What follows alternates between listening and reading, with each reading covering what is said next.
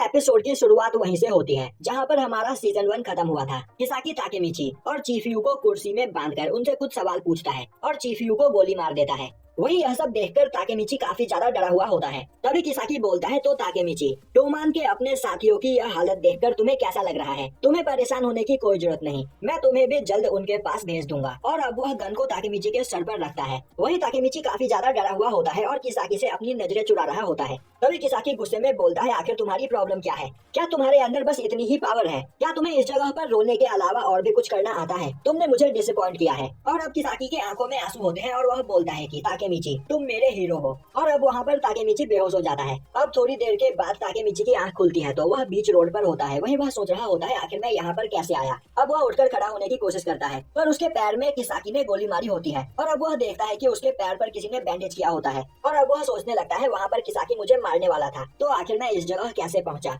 तभी वह अपने सामने एक पर्सन को देखता है जो उसे बाजी जैसा लग रहा होता है। वह पर्सन बोलता है, मैंने तुम्हें इस जगह पर बचाया और तुम्हारा इलाज किया। तभी ताकेमिची देखता है वह पर्सन बाजी नहीं बल्कि काजोतोरा होता है। अब वह सोचने लगता है, काजोतोरा को 4 साल की जेल हुई थी पर अब 12 साल बीत चुके हैं तो यह जेल से छूटकर बाहर आ गया। अब वह खड़ा होकर काजोतोरा से बात करने की कोशिश करता है। उसी वक्त काजोतोरा बुरी तरीके से ताकेमिची को मारने लगता है। और अब वह काफी देर तक ताकेमिची को मारने के बाद उससे बोलता है, मैंने कुछ दिनों पहले टोमान के कुछ लोगों को बीच सड़क पर लड़कियों को मारते हुए देखा। मैंने उन्हें रोकने की कोशिश की तो उन्होंने मुझे धमकी दी कि वह टोक्यो मांजी गैंग के मेंबर है। तो ताकेमिची मुझे बताओ कि आखिर तुम्हारी टोक्यो मांजी गैंग कब से बच्चों और लड़कियों को मारने लगी? सच कहूँ तो मुझे इस जगह पर तुमसे कोई भी मतलब नहीं है। मैं वहाँ आज तुम्हें बचाने के लिए नहीं बल्कि चीफयू को बचाने के लिए गया था। अब हमें दिखाया जाता है कि जिस दिन काजोतोरा जेल से छूटता है उसे बाहर चीफयू मिलता है और अब चीफयू उसे बताता है कि टोक्यो मांजी गैंग के पुराने सभी मेंबर्स जा चुके हैं और अब हमारी वह गैंग क्रिमिनल्स की गैंग बन चुकी है।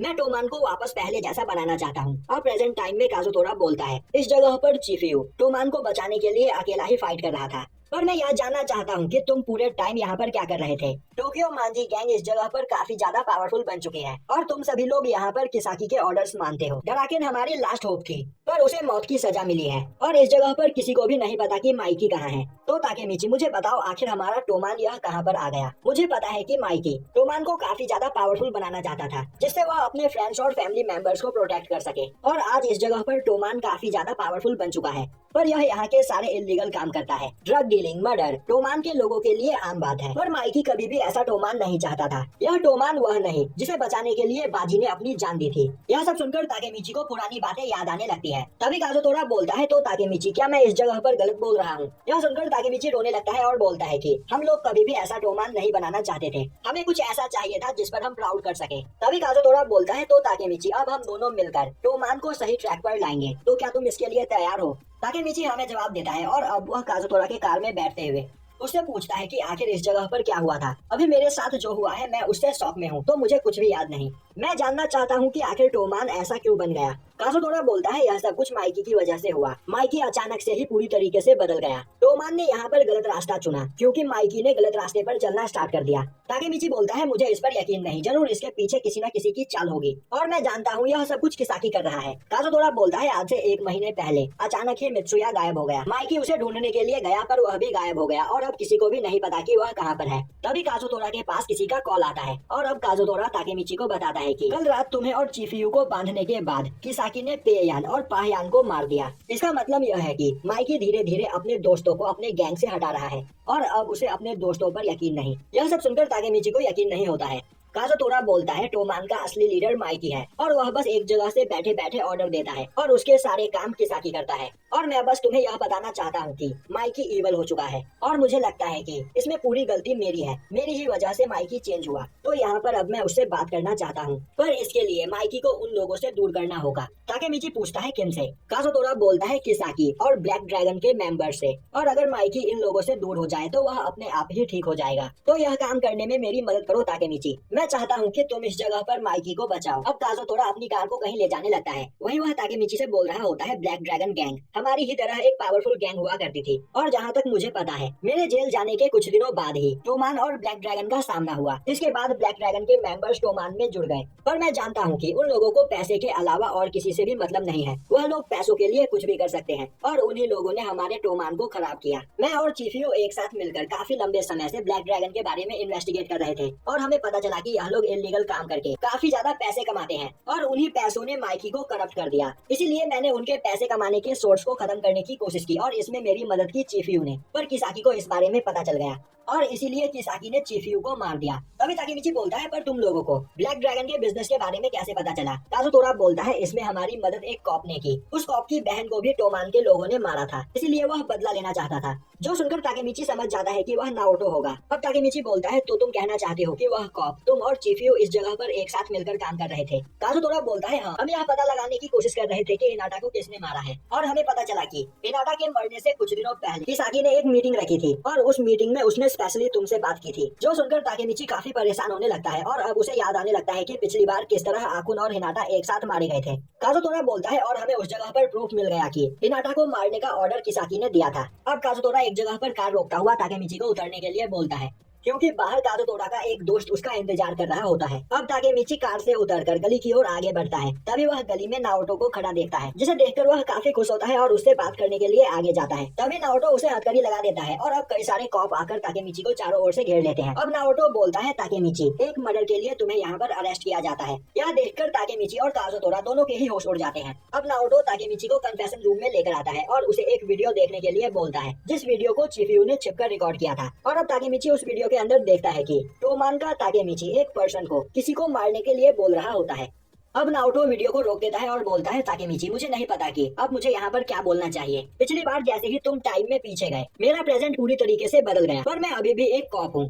पर इस जगह पर मुझे कई प्रॉब्लम्स को फेस करना पड़ा और 10 अगस्त के दिन आकुन ने हिना को कार से हिट करके मार दिया, जिसके बाद मैंने काजुतोरा और चीफियो से हाथ मिलाया और टोमान के बारे में इन्वेस्टिगेट करना स्टार्ट किया, जिससे मैं किसाकी के खिलाफ प्रूफ इकट्ठा करके उसे अरेस्ट कर सकूं। पर हमें जो प्रूफ मिला उसकी वजह से हमें तुम्हें अरेस्ट करना पड़ा। अब वह ताकेमिची से दोबारा उस वीडियो को प्ले करने के लिए बोलता है। ताकेमिची प्ले करता है तो वह देखता है कि वह वहाँ पर आकुन पर चिल्लाता हुआ बोल रहा होता है कि उसे कुछ भी करके एक पर्सन को मारना है। वह नहीं चाहता कि आकुन को यह करना पड़े, पर उसे ऊपर से ऑर्डर मिले हैं। अब आकुन बोलता है, तो मुझे बताओ कि मुझे यहाँ पर किसे मारना है? ताकेमिची बोलता है, मुझे इस बारे में नहीं पता, पर तुम्हें जल्दी ही इस बारे में पता चल जाएगा। वही ताकेमिची ने आकुन से यह काम करवाने के लिए उसके फैमिली को किडनैप कर लिया होता है। आकुन ताकेमिची से रिक्वेस्ट करता है कि वह एक बार उसे उसकी वाइफ से मिलने दे, पर ताकेमिची उसे मारकर खुद से दूर कर देता है। अब यह सब देखकर ताकेमिची के होश उड़ चुके होते हैं और वह बोल रहा होता है, तो इस जगह पर हिना को मारने का ऑर्डर मैंने ही आकुन को दिया था। तभी नाओटो उसे दूसरी वीडियो दिखाता है, जिसमें ताकेमिची काफी ज्यादा गुस्से में होता है, क्योंकि उसे पता चलता है कि आकुन और हिना दोनों ही मारे जा चुके हैं और किसाकी इस जगह पर उसके हाथों हिना को मरवाना चाहता था।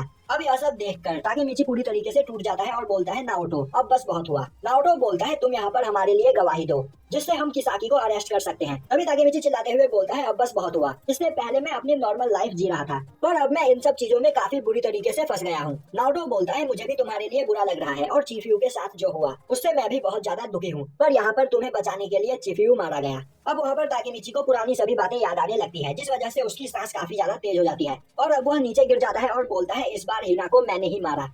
यह सब कुछ मेरी वजह से हुआ, ना मैं पास्ट में पीछे जाता और ना मेरे हाथों से हिना मरती। तभी नाओटो बोलता है, ताकेमिची, तुम्हें यहाँ पर एक और बार अपनी पावर का यूज करना होगा। ताकेमिची बोलता है, नहीं, अब मैं यह नहीं कर सकता हूँ। मैंने जितनी भी बार प्रेजेंट को चेंज करने की कोशिश की है, यह हर बार पिछली बार से भी ज्यादा बुरा हो जाता है। अब मैं यह नहीं करूंगा और यहाँ पर मेरे सभी दोस्त मेरी वजह से मारे गए। मैं ना तो ड्रैगन को बचा पाया और ना ही बाजी को। नाओटो ताकेमिची को समझाता हुआ बोलता है, अब इससे कुछ नहीं बदलेगा, तुम्हें टाइम में दोबारा पीछे जाना ही होगा। ताकेमिची बोलता है, पर मैं इस जगह पर कितनी भी कोशिश क्यों ना कर लूं, मैं कुछ भी ठीक नहीं कर सकता हूँ।